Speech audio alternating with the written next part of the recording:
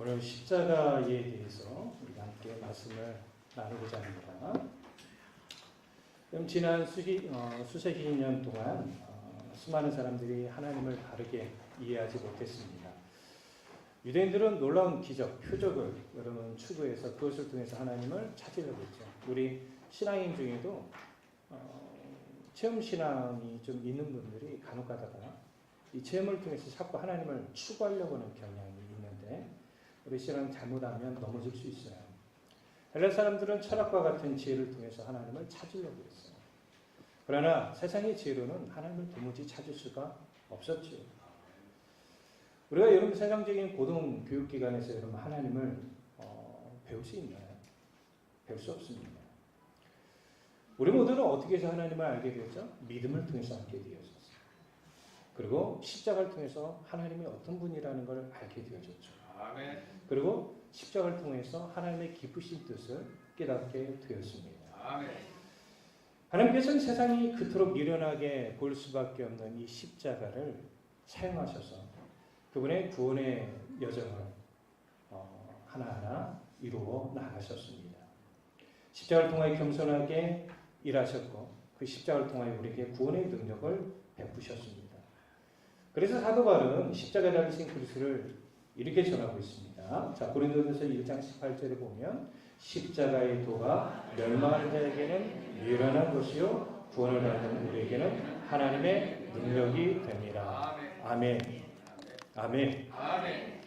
또 말씀 하나 더 볼까요? 갈라디아서 6장 14절에 보면 사도 바울은 또 얘기하고 있어요. 그러나 내게는 우리 주 예수 그리스도의 십자가 외에는 결코 잘할 것이 없으니 그리스도로 말미암아 세상이 나를 대하여 십자가에 못 박히고 내가 또한 세상에 대하여 그러하니라. 아멘. 따라서 여러분들 십자가가 우리 신앙생활하는 데 있어서 매우 중요하다는 걸 여러분 알아야 할 줄로 믿습니다.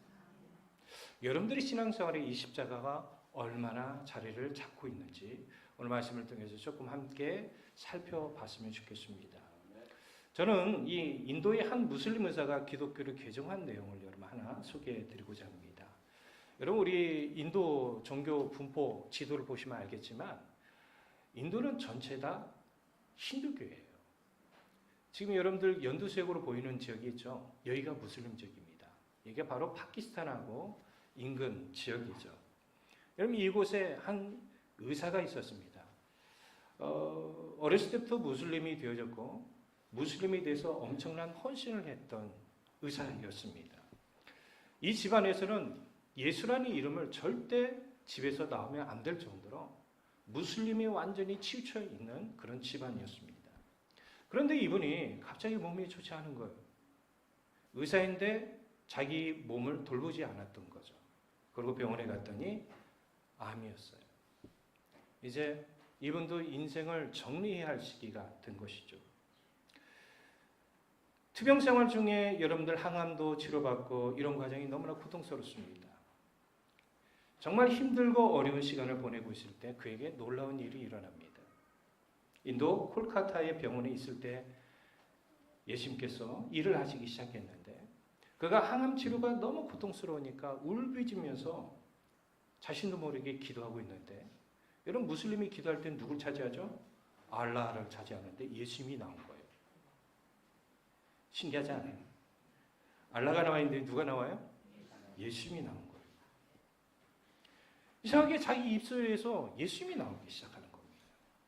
순간 직감적으로 이 예수님을 거부해서는 안 되겠다는 생각이 들었고 그는 투병 생활을 인하여 몸과 마음이 완전 지쳐 있었지만 예수님의 이름을 부를 때 그의 몸이 회복되어지고 있음을 느낄 수 있었다고 그래요. 그런 말합니다. 난 울고 있었다. 그때 내가 믿고 싶지 않았던 예수 그리스도가 내게 또다시 다가왔다. 나는 매우 약해져 있었고 아팠다. 난 주 예수께 기도하면서 저를 고쳐주시겠어요? 라고 예수님께 요청을 했습니다. 그러고 난 다음에 시간이 지나고 인해서 의학적으로 도무지 설명할 수 없을 정도로 지금 하얀색 옷을 입고 계신 분이 바로 산제이 의사입니다. 예수님께서 기적적으로 고쳐주셨습니다. 그 뒤로 예수님만이 자기 인생의 구원자 되심을 깨닫게 되겠고 주님을 위해 자신의 인생을 드리겠다라고 결단하며 세례를 받고 그리스도인이 되었습니다. 이후에 그가 살고 있는 인도의 서벵골이라는 마을은 지구상에서 가장 복음이 전해지기 어려울 정도로 무슬림이 극심한 곳입니다. 이곳에서 자기가 주님을 위해서 살겠습니다라고 결단하고 사역을 하기 시작했는데 어느덧 50개의 교회를 세우는 놀라운 역사가 일어났습니다. 물론 예수님께 헌신하고 있다는 이유만으로 엄청난 박해를 받았습니다. 그러나 그는 자신이 만나는 모든 이들과 복음을 나누지 않을 수가 없었던 거예요. 그는 하나님께 용서함을 받은 것처럼 자신을 박해하는 이들을 용서하는 법을 배웠고 현재는 그를 공격하는 이들이 진로받기 위해 그에게 찾아오는 기적이 일어나고 있다고 합니다. 그는 수년 동안 나를 박해하던 사람들이 지쳤다. 그들은 우리가 하지 말라고 할수록 산재는 더 복음을 전했다고 합니다. 나를 내쫓기를 원했던 그들이 지금은 부모님을 모시고 내게 와서 미안하다라고 말을 하고 있다라고 간증하고 있습니다. 마지막으로 그는 말합니다. 예수님과 멀어지면 생명이 없다. 예수께서 내게 어떠한 일을 행하셨는지 이야기할 때 정말 흥분된다. 나는 매일 주님을 위해 살기 원하고 지금 하고 있는 일을 계속할 것이다. 내가 더 많은 일을 할 수 있도록 기도해달라고 전세에게 요청하고 있습니다. 14세기의 유명한 성직자이죠. 우리 중직자들이 이제 여름을 지나고 난 다음에 저와 함께 마지막 훈련 교재로 쓰임받을 그리스도를 본받아라가 있습니다. 여러분 여기에서 십자가에 대해서 매우 강조를 하는데 그리스도인은 십자가에서 도망칠 수 없다. 십자가를 피한다면 이미 그리스도를 따른 자가 아니다.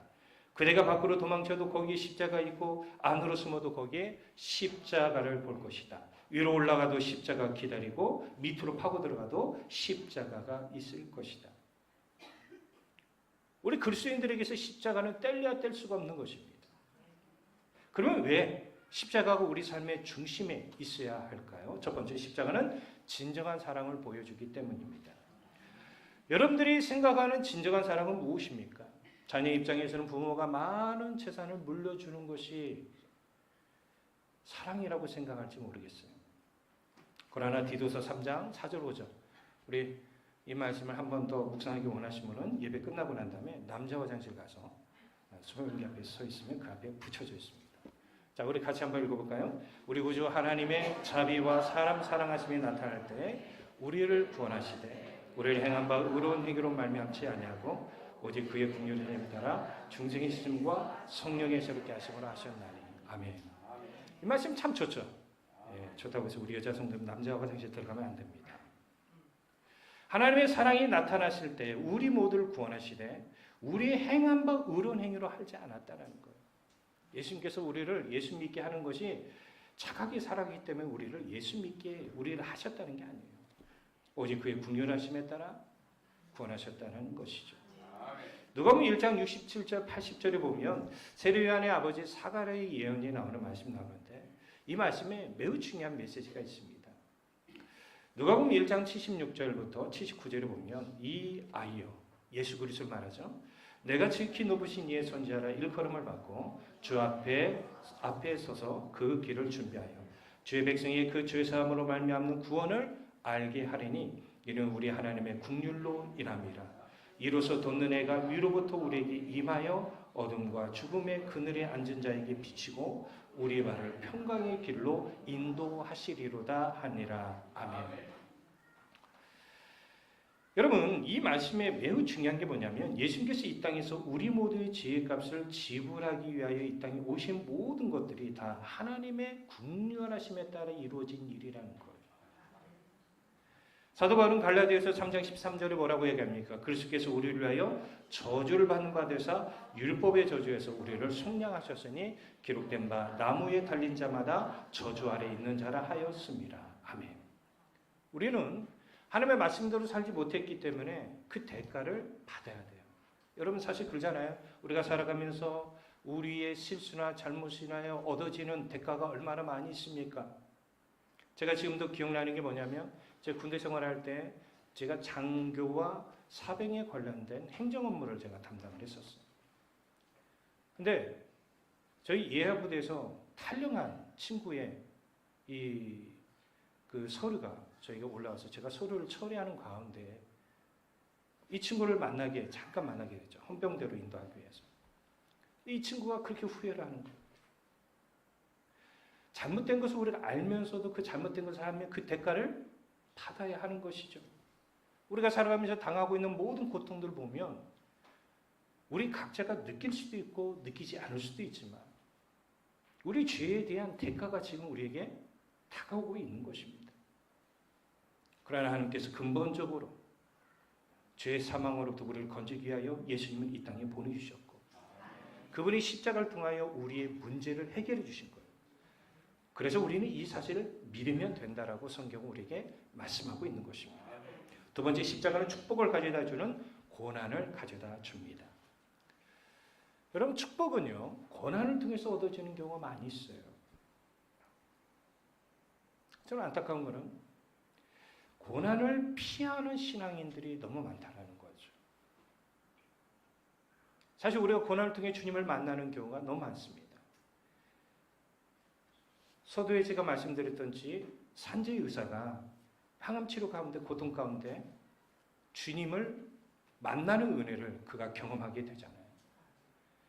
제 주변에도 여러분들 하나님의 놀라운 은혜를 경험하신 분들 보면 이 십자가 고난에 동참함으로 얻어지는 축복들을 누리고 있다는 것을 알아야 돼요. 기독교 역사를 한번 봅시다. 십자가를 붙잡고 살아갈 때 교회는 부흥했어요. 그리스도인들이 손해를 보고 핍박을 받고 고난을 당했을 때 교회는 부흥했어요. 그리고 그런 가운데 복음의 영광이 드러난 거예요. 만약에 우리 가정에 복음의 영광이 드러나지 않는다고 한다면 여러분들의 신앙의 중심에 십자가가 없는 거예요. 초대교회를 한번 봅시다. 수많은 그리스도인들이 십자가를 붙잡고 살다가 순교를 당했습니다. 그러나 교회는 더 부흥했고 이 복음이 주변에 계속 전해졌죠. 영국 청교도 시대가 그랬습니다. 그들은 영국의 신앙의 자유를 얻기 위하여 온갖 핍박을 감수했습니다. 그들은 이런 핍박 속에 십자가 정신을 여러분으로 살았고 이런 정신이 결국 어디까지 전해지죠? 미국까지 전해져서 미국이란 나라를 만들 수 있는 근간이 된 것입니다.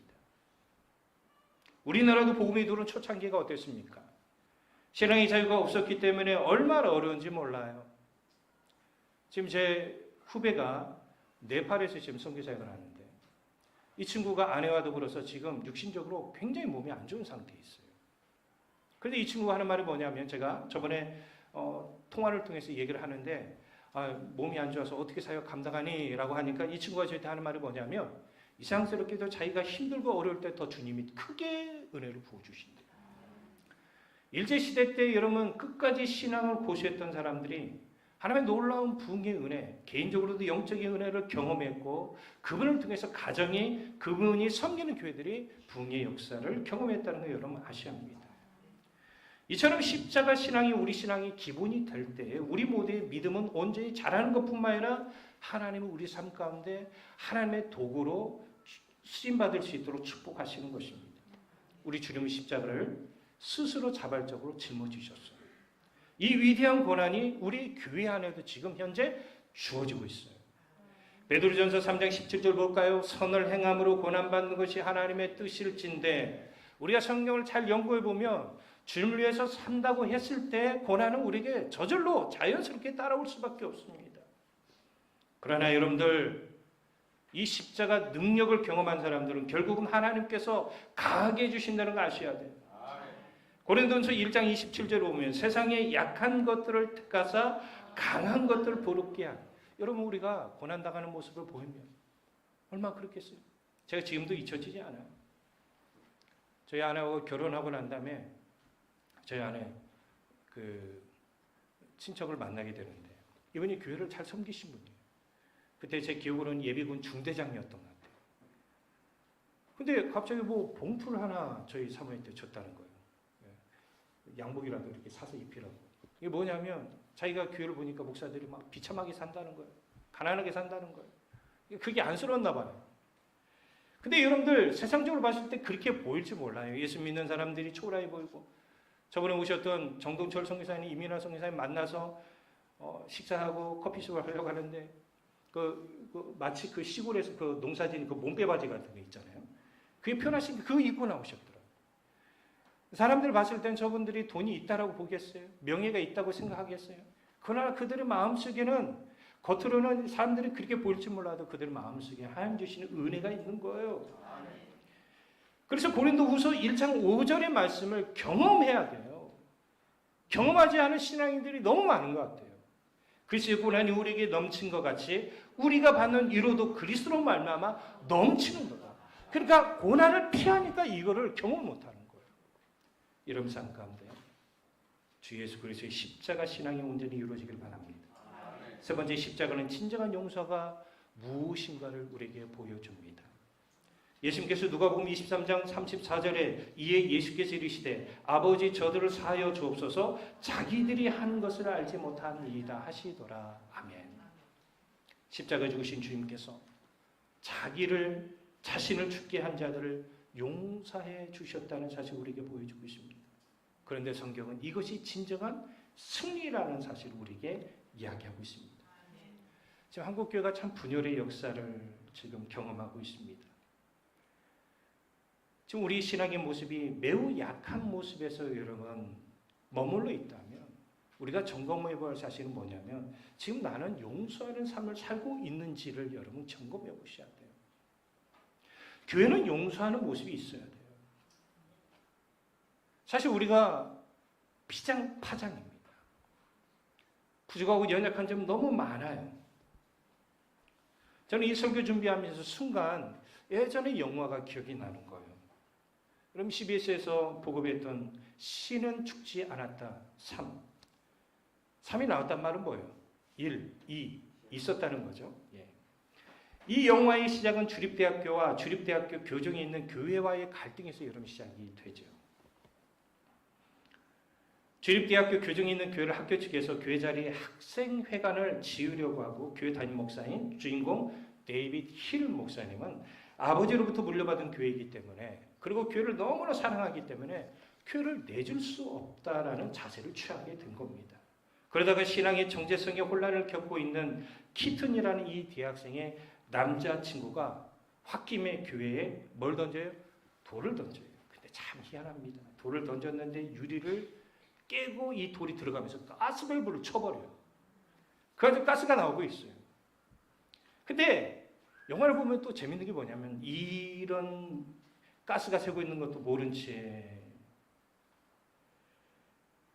이 교회 유리창을 깬 돌을 찾기 위해 교회 지하에 들어가요. 근데 교회 지하가 어두워요, 밝아요? 그럼 어떻게 하죠? 불을 켜요. 그 순간에 가스에 불이 붙어서 엄청난 폭발이 일어나지 않습니까? 그리고 그 자리에 있었던 주리 목사님이 죽게 됩니다. 그런데 그가 죽기 전에 이 친구에게 한마디 말을 하게 됩니다. 그 메시지가 뭡니까? God is good all the time. 하나님은 항상, 여러분 지금 이 주디 목사님은 잘못한 것도 없잖아요. 어떻게 보면 억울하게 죽는 거예요. 그런데 죽으면서 뭐라고요? 하나님은 언제나 선하시다. 결국 이 과정 속에서 이 학생의 신앙이 회복되어지는 메시지 우리에게 보여주고 있는 겁니다. 분명 우리 주님께서 십자가 죽으심을 통하여 우리는 죄 용서함을 받았습니다.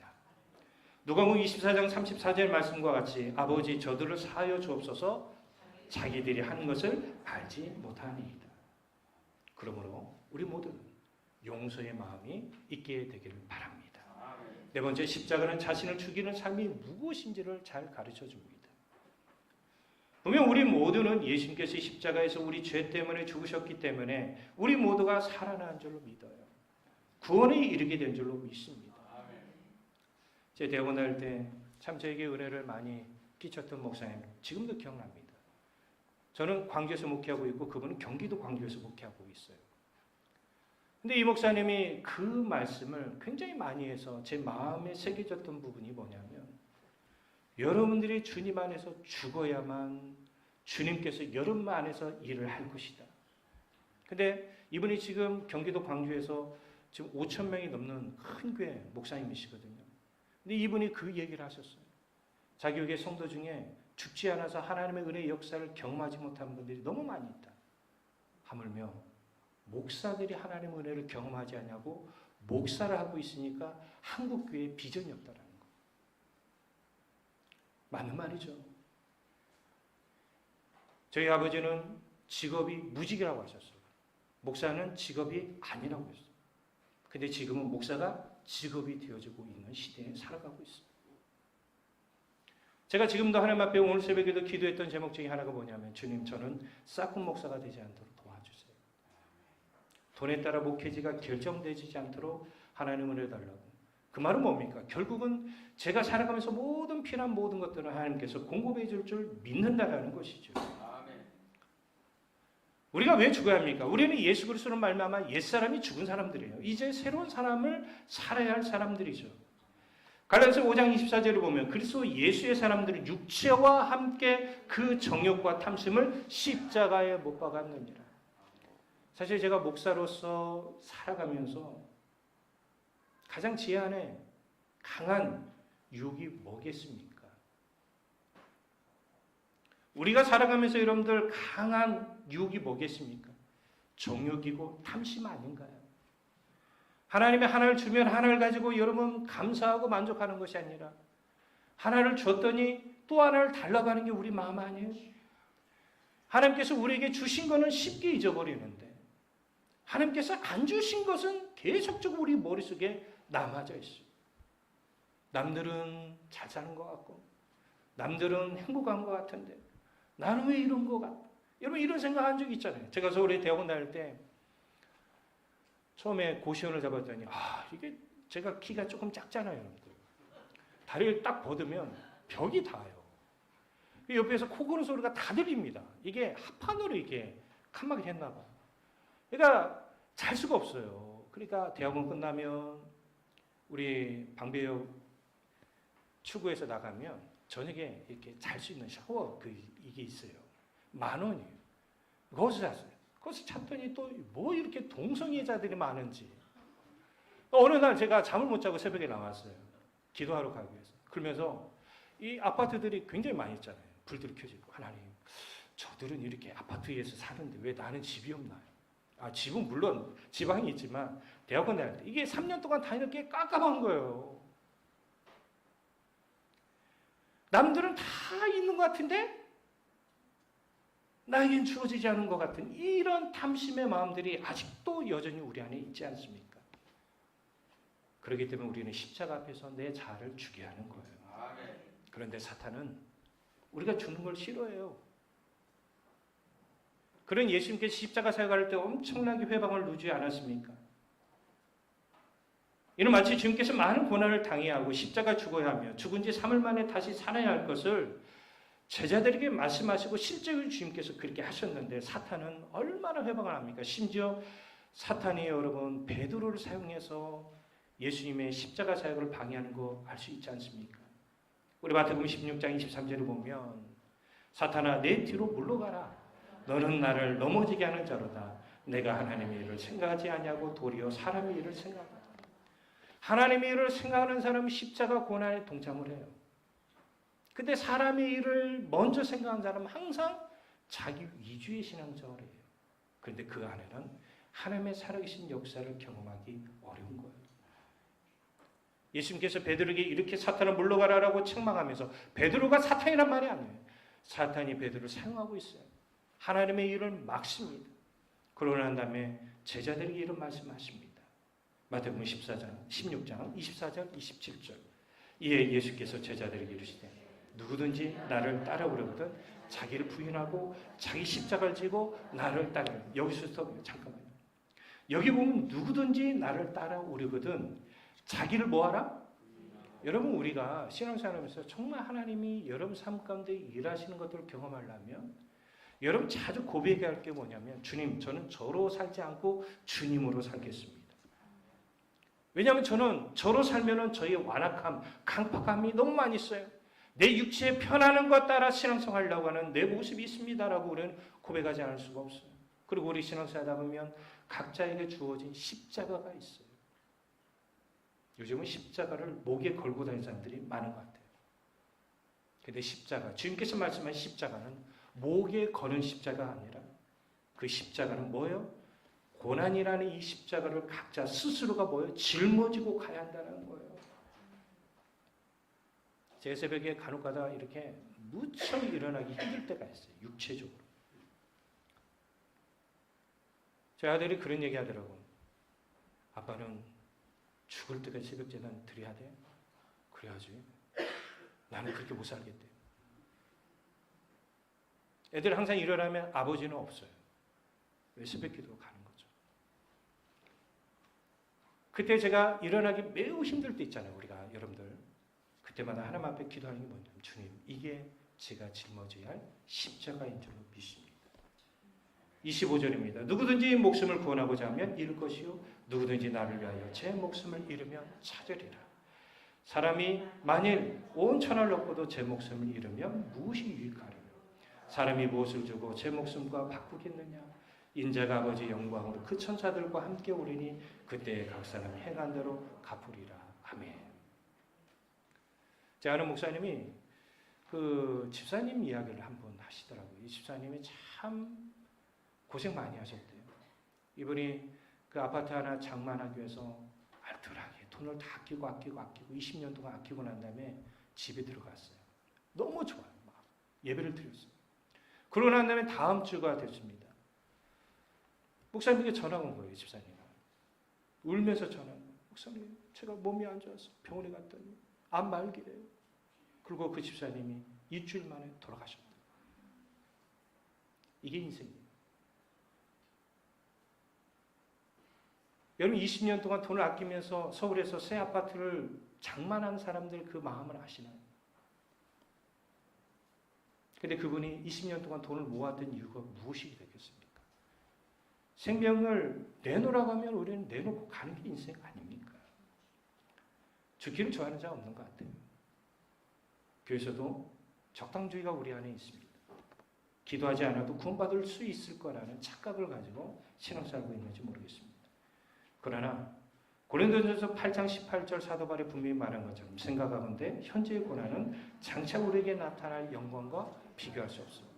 그러니까 현재 우리에게 주어진 십자가 고난에 우리는 동참하고 주님의 은혜로 우리가 이겨낼 때에 우리는 자기 자신을 죽일 수 있고 그 죽임을 통해서 하나님의 은혜를 경험하게 될 줄로 믿습니다. 말씀을 마무리합니다. 사도 바울은 본문에서 고린도전서 2장 2절입니다. 내가 너희 중에서 예수 그리스도와 그의 십자가에 못 박으신 것 외에는 아무것도 알지 아니하기로 작정하였습니다. 아멘. 우리 모두에게서 가장 중요한 믿음의 생활의 중심에 십자가가 있어야 합니다. 찬송가 150장 1절 우리가 참 잘 알고 있는 찬송가입니다. 갈보리 산 위에 십자가 섰으니 주가 고난을 당한 표라 험한 십자가를 내가 사랑함은 주가 보혈을 흘림이라. 그리고 뭐가 합니까? 최후 승리를 얻기까지 주의 십자가 사랑하라. 빛난 멸류관 받기까지 뭐라고요? 험한 십자가.